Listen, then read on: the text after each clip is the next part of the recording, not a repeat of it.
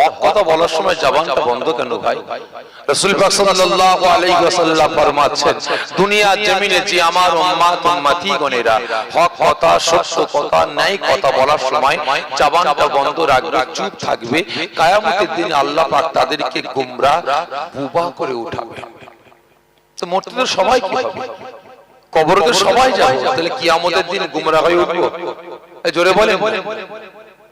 তাহলে সকলে মিলে বলেন, কার ভালোবাসায় আওয়াজ দিয়ে বলেন আল্লাহ আল্লাহ রাসূলের ভালোবাসায়। আবারও কি আওয়াজ দিলেন, কে দিলেন না? একটু যাচাই করতে চাইছে কতজন বলছেন সত্যকারের আল্লাহ আল্লাহ রাসূলকে নিজের জীবনের থেকে বেশি আর বেশি মহব্বত করে হাজির হয়েছে।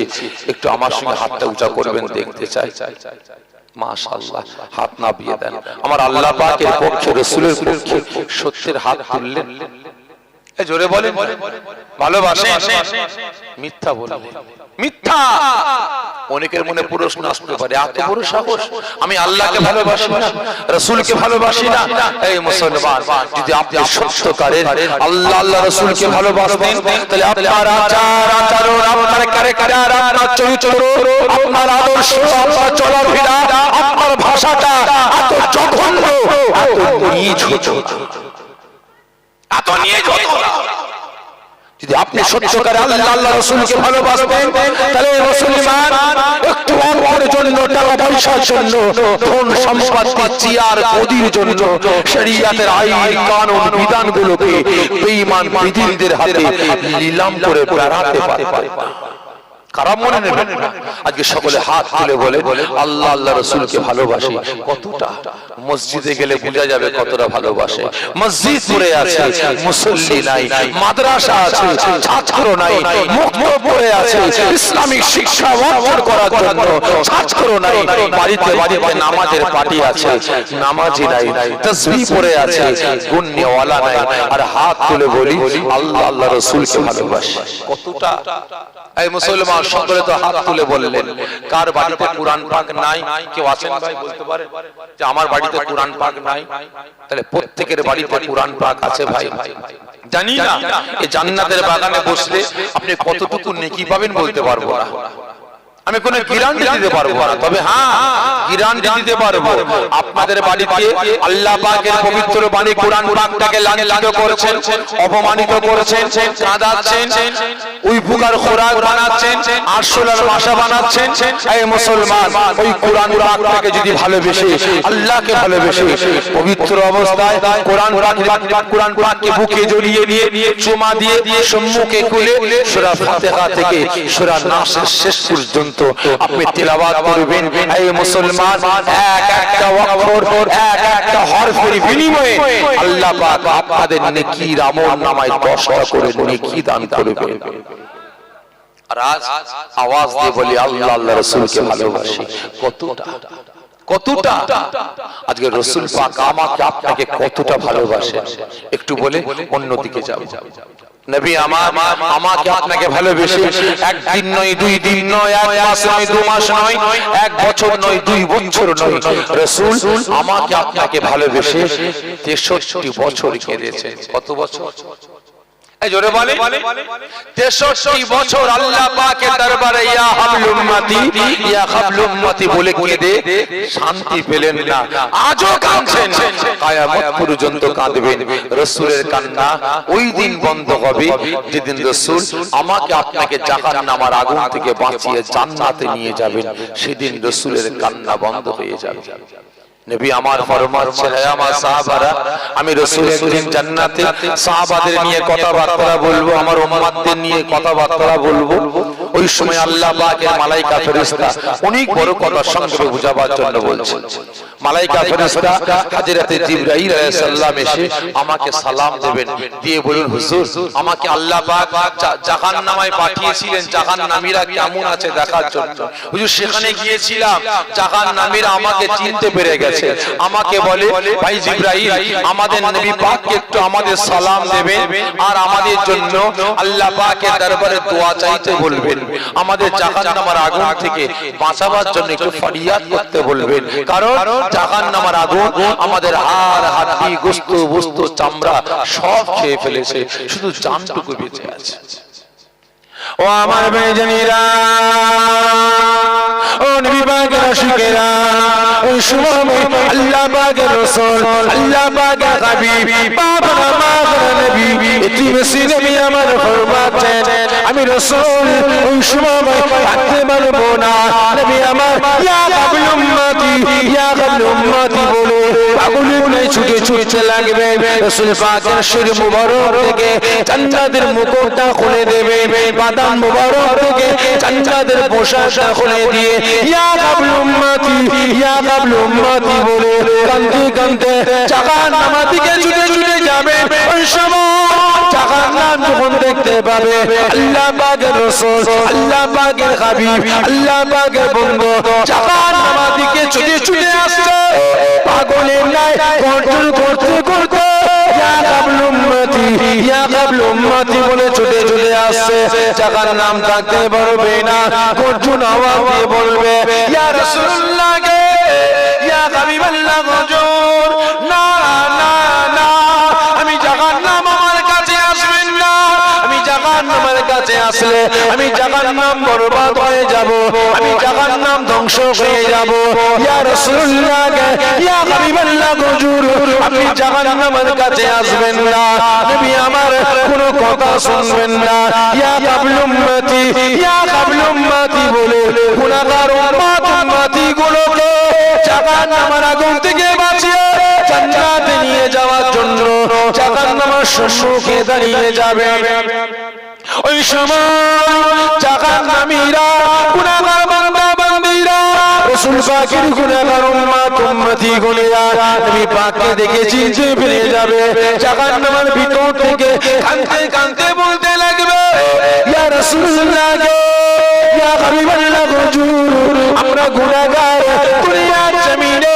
আমরা গুনাহ করেছি বলে আল্লাহ পাক আমাদের জাহান্নামে দিয়ে দিয়েছে জাহান্নামের আগুন আমাদের গার হাড়ি গোশত বস্তু চামড়া সব খেয়ে ফেলেছে শুধু জানটুকু বেঁচে আছে হুজুর আমরা জাহান্নামের কষ্ট জাহান্নামের আগুনের রাজা আমরা সহ্য করতে পারি না আল্লাহ পাকের দরবারে আমাদের নাজাতের জন্য আপনি একটু দোয়া চান আল্লাহ পাকের দরবারে ফরিয়াদ করুন ওই সময় আল্লাহ পাকের রাসূল আল্লাহ পাকের হাবিব বাবার মা করার নবী এতিমেসি নবী আমার থাকতে পারবেন না ইয়া কাবুল উম্মতি ইয়া কাবুল উম্মতি বলে এক কদম কদম করে জাহান্নামের দিকে গোতে লাগবে ওই সময় জাহান্নামের আগুন থাকতে পারবে না গর্জন দিয়ে বলতে লাগবে ইয়া রাসূলুল্লাহ ইয়া হাবিবাল্লাহ হুজুর না না না আমি জাহান্নামের কাছে আসবেন না আমি জাহান্নাম বরবাদ হয়ে যাব আমি জাহান্নাম ধ্বংস হয়ে যাব নবী আমার উম্মতিদেরকে জাহান্নামীদেরকে জাহান্নামের আগুন থেকে বাঁচিয়ে জান্নাতে নিয়ে যাওয়ার জন্য নবী আমার দিওয়ানা হয়ে যাবে পাগলের নাই হয়ে গিয়ে ইয়া কাবুল উম্মতি ইয়া কাবুল উম্মতি বলে নবী আমার ছুটতে লাগবে ছুটে ছুটে ছুটে ছুটে গিয়ে চলুন তো জাহান্নামের আগুনে গুনাহগার উম্মতি গুলোকে জাহান্নামের আগুন থেকে বাঁচিয়ে জান্নাতে নিয়ে যাওয়ার জন্য নবী আমার চলুন তো জাহান্নামের আগুনে চাপিয়ে পড়ে যাবে ওই সময় জাহান্নামের আগুন তারপরে নিভিয়ে ঠান্ডা হয়ে যাবে নবী আমার ওই সময় গুনাহগার উম্মতিদের পক্ষে নবী আমার দাঁড়িয়ে গেলেন জাহান্নামের ভিতরে জাহান্নাম ঠান্ডা হয়ে গেছে জাহান্নামীরা গুনাহগার উম্মতি গুলো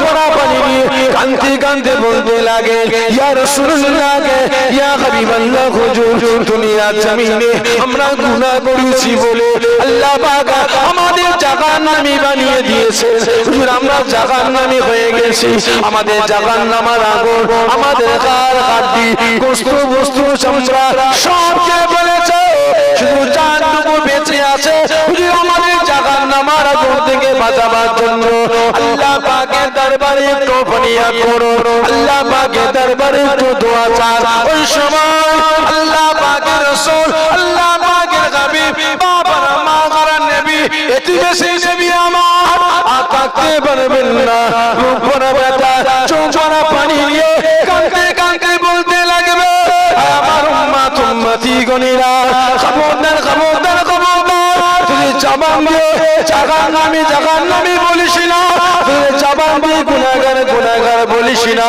আমি নবী তোদের জবান দিয়ে এই গুনাহগার শব্দটা জাহান্নামী শব্দটা শুনলে আমি রাসূল আমার মুখটা ফেটে যায়। খবরদার জাহান্নামী বলবি না, গুনাহগার বলবি না। আয় আয় আয়, আমি রাসূল আমার মুখেতে আয়, আমি রাসূল আমার সিনাতে আয়।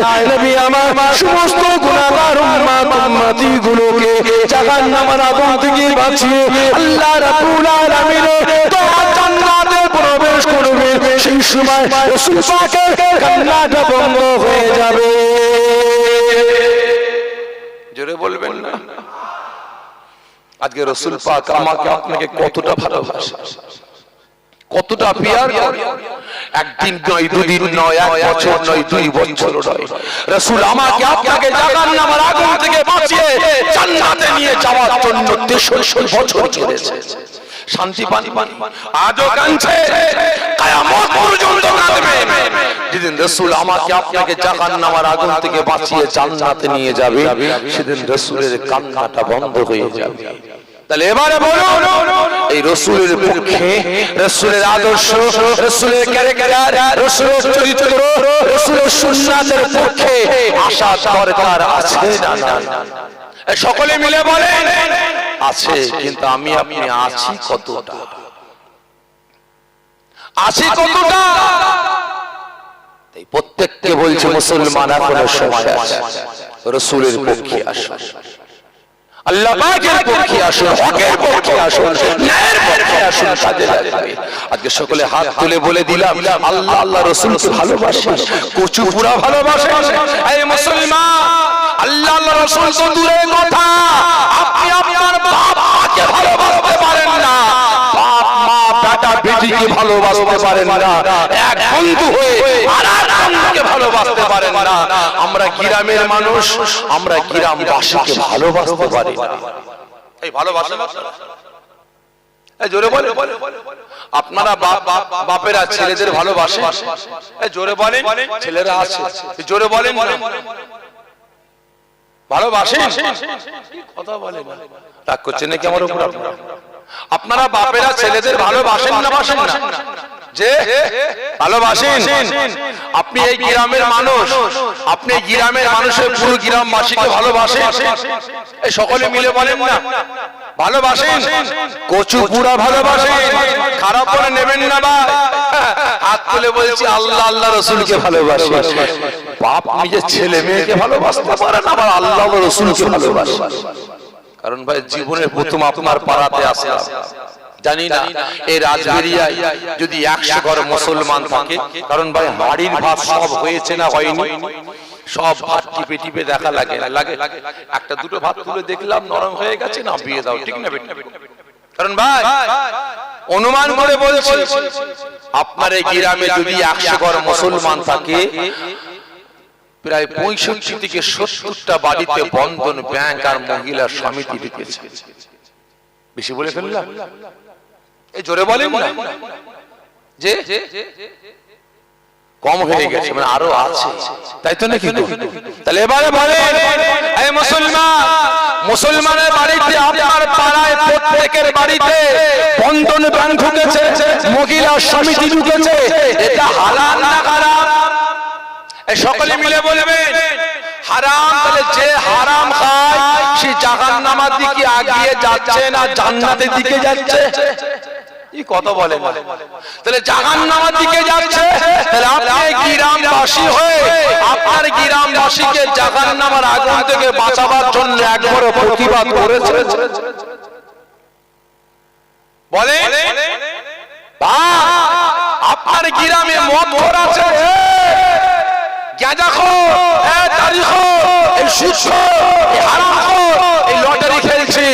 আমার গ্রামের মুসলমানের বাচ্চারা এগুলো করতে পারবে না, বন্ধ হতে হবে। প্রতিবাদ করেছেন? বলে গ্রামবাসীকে ভালোবাসা দূরের কথা, বাপ বেটাকে ভালোবাসতে পারে না, বেটা বাপকে ভালোবাসতে পারে না। বাপের একমাত্র ছেলে, পাঁচটা মেয়ের পরে একটা পুত্র আল্লাহ দিয়েছে, আর ছেলে নামাজ পড়ে না, রমজান মাসে গপ গপ করে গিলে বেড়ায়, হারাম খায়, লটারি খায়, মেরে খায়, ঝেড়ে খায়, কেটে খায়, শরিয়তের বারখিলাফ চলে। এলাকার লোক কানে কানে বলছে ও যা পাচ্ছে করুক, কি যাক, আমার একমাত্র ছেলে, বকাবকি করা যাবে না, হট করে কিছু হয়ে গেলে আমি থাকতে পারবো না, ঠিক না? আপনারা বলেন আপনার মেয়ে 6 ছেলের পরে একটা আল্লাহ কন্যা দিয়েছে, আব্বা ওই কাপড়টা কিনবো, কেন মা এটা কেন, লম্বা লম্বা ঠ্যাং আছে, লম্বা লম্বা হাত আছে, না ওটা চা, ছোট ছোট কাপড় পরে আপনার মেয়ে বিহায়ার মতো, বেশরম নির্লজ্জর মতো, বিহায়ার মতো ঘুরে বেড়াচ্ছে দেই দেই দেই দেই করে। আপনি বাপ তাই ছোট কাপড় পরাচ্ছেন আপনার মেয়েকে। একবার বলেছেন আমি বাপ, আমার মেয়ে আমার ছেলে বেনামাজি বেরোজগার হতে পারে না, মদখোর গেদাখোর তারিখোর সুরসুর আরামখোর হতে পারে না, আমার মেয়ে বিহায়ার মতো ছোট ছোট কাপড় পরে বোরকা না পরে ঘুরে বেড়াবে, হতে পারে না। আমি বাপ তেজ্য পুত্র করে দেবো বলেছেন, বলেছেন আমার ছেলে মেয়ে জাহান্নামে যাবে, হতে পারে বলেছেন। খারাপ লাগছে নাকি আপনাদের? আমি শুরুতে বলি যে আমার ভাষা কিন্তু চলাচলা করে, প্রতিবাদ করেছে, ছেলে লালন পালন হচ্ছে আর বাপ আরাম টাকা ইনকাম করে আনছে। ভালো করে বুঝবেন, ছেলে দেখছে আব্বা যদি হারাম টাকা ইনকাম না করে নিয়ে আসে, তাহলে একবেলা এক মুঠো কি 2 মুঠো হবে কি 3 মুঠো হবে, 3 মুঠো খেতে পাবো, পেটটা ভরবে। কিন্তু আব্বা যদি হারাম টাকা না নিয়ে আসে, তাহলে 1 তলা 2 তলা 3 তলা বিল্ডিং হবে না, 10 বিঘে 20 বিঘে জমি হবে না, ব্যাংকে লাখ লাখ টাকা জমবে না, দামি গাড়ি পাবো না, দামি বাইক পাবো না, বুলেট পাবো না। ও আব্বা যা চাচ্ছে করুক, ঠিক না বেটা? বাপ মেরে নিয়ে আসছে, লোকে ছেড়ে নিয়ে আসছে, মানুষের লুটে নিয়ে আসছে, মানুষের ছিনিয়ে নিয়ে এসে বেটাকে খাওয়াচ্ছে, আর বেটা গপ গপ করে হারাম গিলছে। বেটা একবারও বলল না মানুষের মেরে নিয়ে আসবে না, কেটে নিয়ে আসবে না, মানুষের উপরে নির্যাতন করে হারাম খাদ্য আমরা ছেলে মেয়ে আমাদের খাওয়াবে না। পরিশ্রম করে 1 মুঠো ভাত দেবে, 1 মুঠো ভাত দেবে, তাই চটকে খেয়ে পানি খেয়ে পেটটা ভরে নেবো। আব্বা হারাম খাওয়াবে না, তুমিও হারাম খাবে না, একবারও বলেছি? এই জোরে বলে বলেছি? আজ বেটা যাচ্ছে জাহান্নামের দিকে, বেটি যাচ্ছে জাহান্নামের দিকে, বাপ যাচ্ছে জাহান্নাম, মা যাচ্ছে জাহান্নামের দিকে, পাড়া পড়শি জাহান্নামের দিকে যাচ্ছে। আজকে রহমতুল্লাহ ছেলের বিয়ে দাওয়াত দিতে এসেছে, রহমতুল্লাহ ছেলের বিয়ে দাওয়াত দিতে এসেছে। একবারও বলেছেন এই রহমতুল্লাহ তোমার ছেলের বিয়ে কি খাবো বলো তো? তোমার ছেলে তো মদ গাঁজা তালি নিয়ে পড়ে থাকে, শরীয়তের বারখিলাফ চলে, ওই পুজোতে গিয়ে নাচে, মেলায় গিয়ে নাচে, হারাম খায়, নামাজ পড়তে আসে না কোনোদিন মসজিদে, তোমার ছেলের বিয়ে কি খাবো? যাও তোমার বিয়ে খাবো না, এক ঘরে করে দিলাম। করেছেন? এই রাগ করছেন নাকি আপনারা? এই রাগ করছেন? মেয়ের বিয়ে দাওয়াত দিতে এসেছে, এই রিজাল করিম তোমার মেয়ের বিয়ে কি খাবো? তোমার মেয়ে তো বিহারের মতো ঘুরে বেড়ায়, ইমাতা উমাতা ঘুরে বেড়ায়, বন্ধন ব্যাংকের অ্যাকাউন্টের প্রচার করে বেড়ায়, মহিলা সমিতিতে নাম লিখিয়েছে, মিটিং মিছিলে ঘুরে বেড়ায় বিহায়া বেপর্দার মতো। তোমার মেয়ের বিয়ে কি খাবো? যাও তোমাকে এক ঘরে করে দিলাম, তোমার বাড়িতে আমরা খাবো না, উঠবো না, বসবো না। একবারে বলে এই জোরে বলেন, প্রতিবাদ করেন না জোরে বলেন? রাগ করছেন নাকি ভাই? লাইন চেঞ্জ করবো? প্রতিবাদ করেননি, আন্দোলন করেননি, পাড়ায় মদ গাঁজা তারি জুয়া হারাম জেনা ব্যভিচারী চলবে না মিটিং করেননি, কথা বলেন, সালিশি সভা করেননি? ভুল বললেন, সব করেছেন। ঘোষণা দিলেন আজকে সন্ধ্যা 7টায় মিটিং হবে, সারা গ্রামবাসী হাজির হয়ে যাবে, সারা গ্রামবাসী উজাড় হয়ে এসেছে। কিসের মিটিং হবে রে? কি সালিশি সভা হবে রে? কি আসামি রে? কি অন্যায় করেছে রে? নিশ্চয়ই তাহলে কোনো মদখোর আসবে, কোনো গাঁজাখোর আসবে, কোনো তারিখোর আসবে, কোনো সুদখোর আসবে, নিশ্চয়ই কোনো বেটা বাপ মায়ের উপরে নির্যাতন চালিয়েছে আসবে। ভালো করে বুঝবেন, নিশ্চয়ই বেনামাজি আসবে, নিশ্চয়ই বেরোজগার আসবে।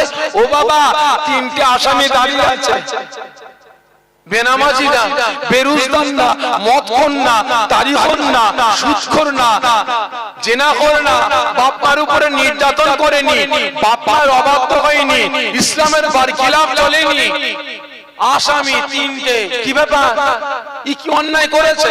রহমতুল্লাহ আমার পক্ষে কথা বলেনি। রেজাউল করিম কি অন্যায় করেছে? ও আমার পক্ষে ঝান্ডা ধরে রাস্তায় ইনকিলাব জিন্দাবাদ বলে হাঁটেনি।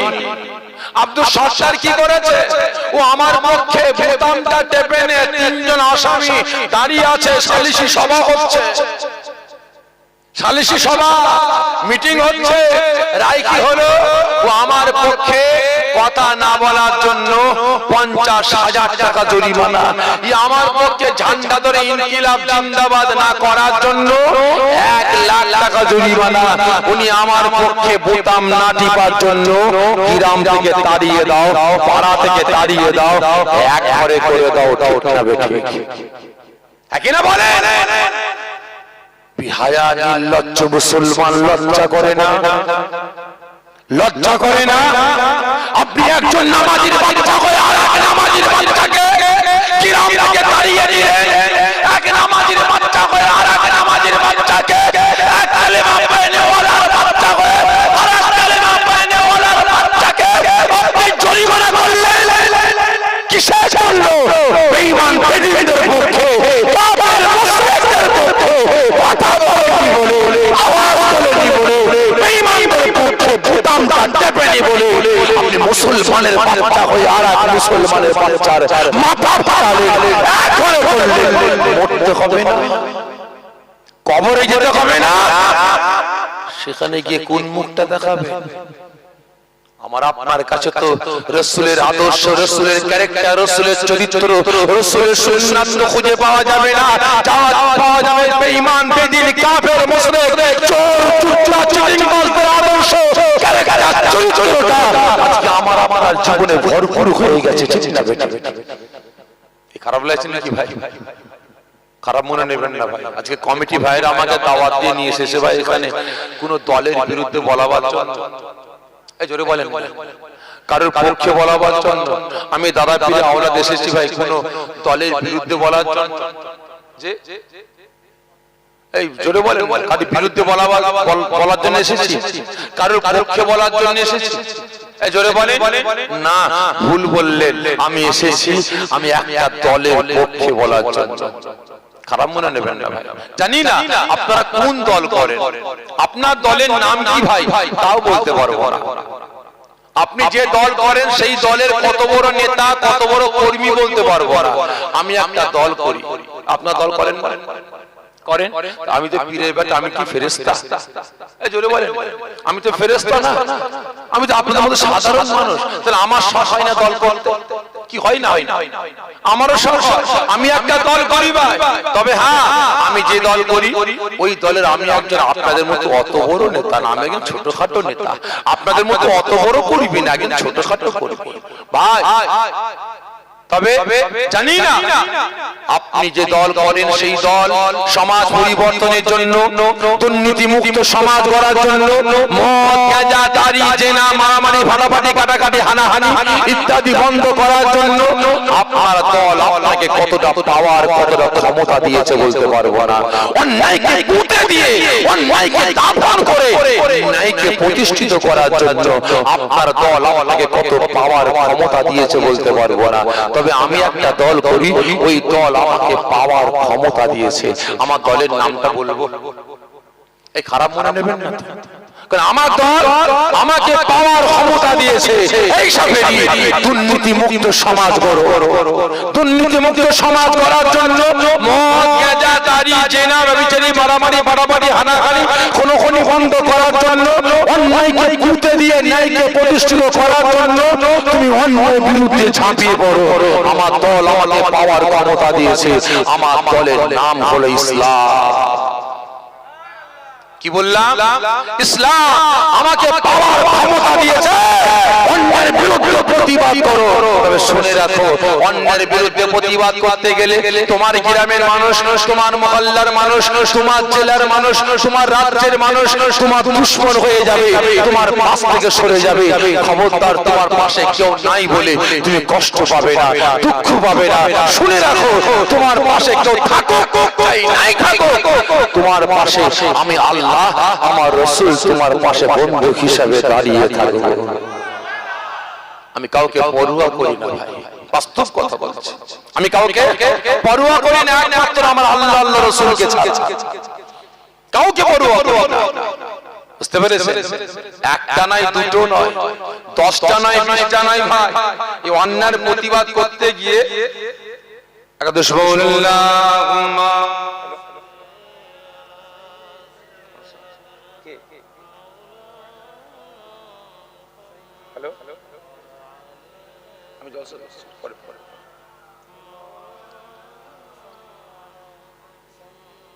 তো ভাই ভালো করে বুঝবেন, কি যেন বলতে গেলাম ভুলে গেছি। একটুখানি মেমোরিতে ভাই চারিদিকে পো পো করে ঘুরছে। হ্যাঁ, ট্রাই করে দেখছি ভাই, দেখো এখানে মন পাখিটা কোথায় ছাড়লাম। আমি এটাই বলছিলাম, একটা নাই, দুটো নয়, 10টা নয়, 20টা নয়, এই অন্যায়ের বিরুদ্ধে প্রতিবাদ করতে গিয়ে ভাই আমার 78টা জলসা ক্যান্সেল করিয়েছে। কটা? 78টা। খারাপ মনে নেবেন না ভাই, বাস্তব কথা বলছি। বয়ে গেছে, বয়ে গেছে। রুজির মালিককে আল্লাহ না বান্দা? ঠিক করে বলে, আল্লাহ না বান্দা? আল্লাহ হয়তো বান্দার পিছনে তো ছোটেন কেন? কারা মনে নেবেন না, আমার রুজির মালিক হলেন আল্লাহ। বুঝতে পেরেছেন? আমি কাউকে পরোয়া করি না। একটা কাটিতে দুটো ঢোকে, দুটো ঢোকে ভাই। এখন থেকে 2026 সাল 27 সালে জলসা লিখে যাচ্ছে। ভাইজান ফাঁকা আছে লিখে দেন। ও কমিটি বাঁচবে কি আমি বাঁচবো ও দেখা দেখি না, আপনি লিখে রাখেন, বেঁচে থাকলে আসবেন, না হলে আসতে হবে। বুঝতে পেরেছেন? ভাই সকলকে বলছি মুসলমান, এখনো সময় আছে, এখনো সময় আছে। ঈমান, আমল, আকীদাকে বাঁচাবার চেষ্টা করুন, কাজে লাগবে। আর না হলে ভাই সব শেষ। একাদশ আল্লাহুম্মা